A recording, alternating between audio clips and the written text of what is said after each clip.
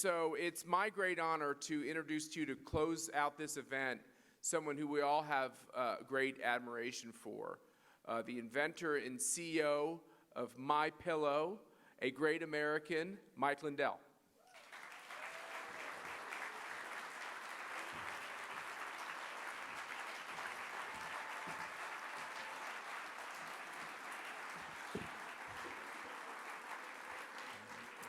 Thank you all.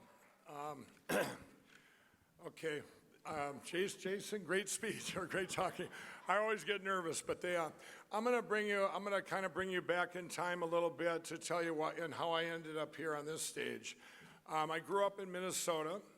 You probably all heard my story. I was a cocaine addict, then a crack cocaine addict. And on January 16th, 2009, God freed me from these addictions, and it was,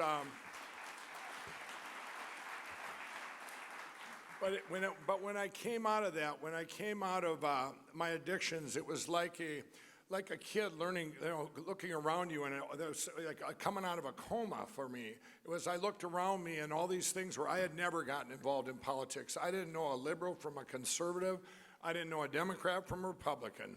But I looked around me, and the things that were happening, I had seen in Minnesota, all this political correctness that was driving me crazy. I'm going, it didn't bother me so much because I was on drugs. I go, well, that's because, but I'm going, this is crazy. My friends, a lot of them were unemployed. I had, especially where I was doing crack down here in the streets of Minneapolis, they were all unemployed. And I had, a president giving money to evil empires. I watched that. I'm going, this thing called ISIS, all these things I became aware of, and I'm going, this is nuts. And I, through a series of things happened in 2015, I spent a lot of years getting my company back, and we got, as you all know, very big. And God gave me a big platform, a big voice in this country. And in 2015, I had a dream that I would meet Donald Trump in a room. And I made that very known to everyone in my company. I made it very known to my friends. And a couple of weeks later, he announced he was running for president.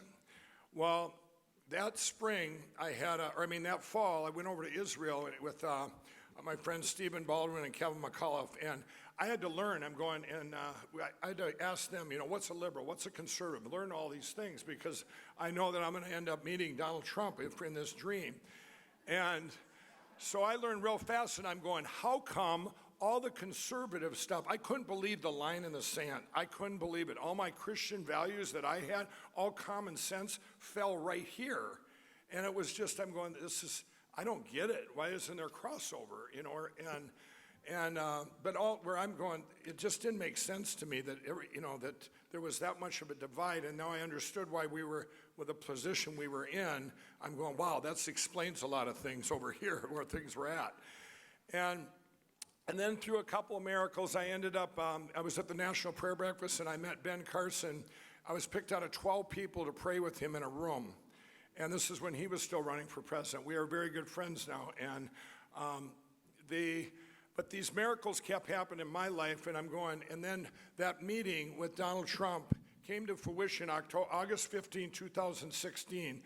I was on an airplane going to California, and I kept saying, I went in the front through the bulkhead there saying a prayer, and I'm going, God, what do I have to do with Donald Trump? I know I've seen this in a dream, and it's basically, I need an answer. And at that moment in time, my phone dinged, and it was an email from Donald Trump. Mike, this is Donald Trump. Will you meet me in New York City at Trump Tower? I'm going, God? And I'm going, that's it. I mean, the flight attendant's coming up and going, are you okay? I go, yes, it's a miracle. And I sat there, and I'm going, so now before this meeting, I went out there with my gal Kendra, and we get out to New York, and we're going to meet him that next morning at 10 a.m. And people told me, you're never going to get a meeting with him alone, and whatever you do, don't tell him you were an ex-crack addict. Well, I walked in that room, and we were alone. And I walked in there, and he says, Mike, you always wear your cross on TV. He said, are you a Christian? I said, yes, Mr. Trump, and this is a divine appointment. But I get in there, and we started talking about, I told him my platform, me being, the first thing I said, I used to be a crack cocaine addict. I just put it right out there. And we talked about the things he was going to do, and I said what I'm going to be doing with the inner cities and going back, the promise I had made to other addicts that I would come back, and someday I was going to help them all get out of this addiction and all that. And we talked about the jobs in the U.S. My pillow being, what he had said. This is what I'm looking for. Things like your company, and it was about a half hour, maybe even 40 minutes, and I walked out of that office, and now me not knowing about politics on his side, I go, this guy is going to be the greatest president in history. And I walked out of his office. And I walked out, and I did one thing I want everybody to know, and this is what I tell people that over here on the left. I said, you know what, you can't take that from me. I met him, and I went and asked his employees about him. I talked to many, many employees, and I've got to be friends with a lot of them now, but every one of them was like talking to one of my employees. They all loved him. They all had great things to say about him, and I'm going, wow, this is a miracle. This is like, this is amazing. And if you notice during that election cycle, not one employee ever came forward to badmouth him, even though they were probably paid off. And I got out of there, and I said, and even my board, I said, you know what?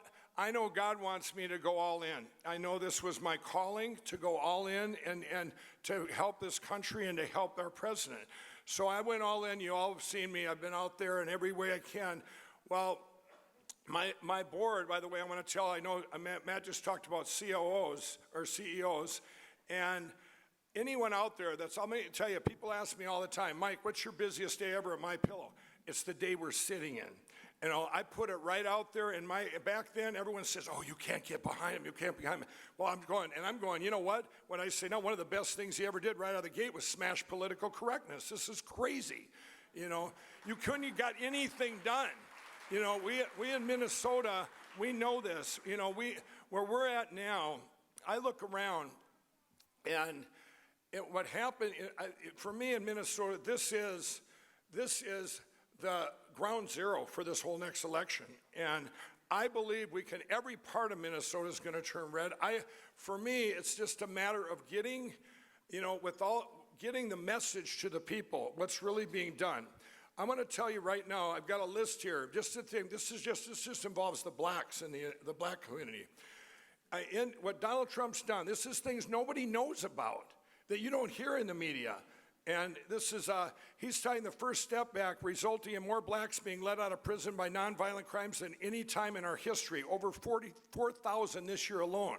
I was involved with this when I was smoking crack. These guys are in jail for life and years and years for dealing that they were forced into doing, or that they were to survive.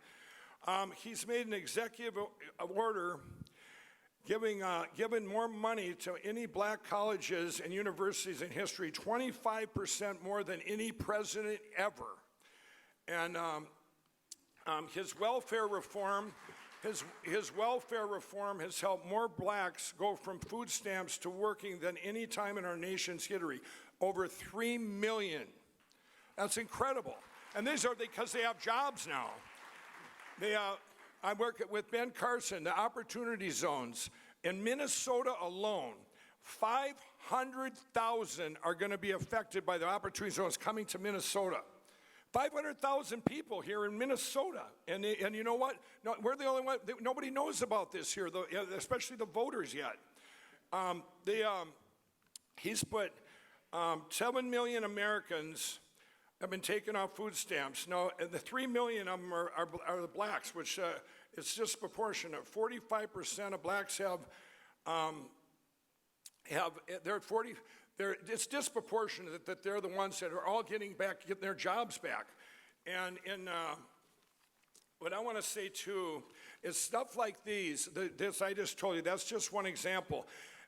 During this election cycle, with my platform, what I want to do, and everyone else has to get involved, to get out there and tell and get these messages to the people. I'm going to get around. I was blocked by the media this last election in 18, but we need to show everyone the good path that we're on. When we talked about entrepreneurs that you were just talking about, that they were, I think Jason was talking about.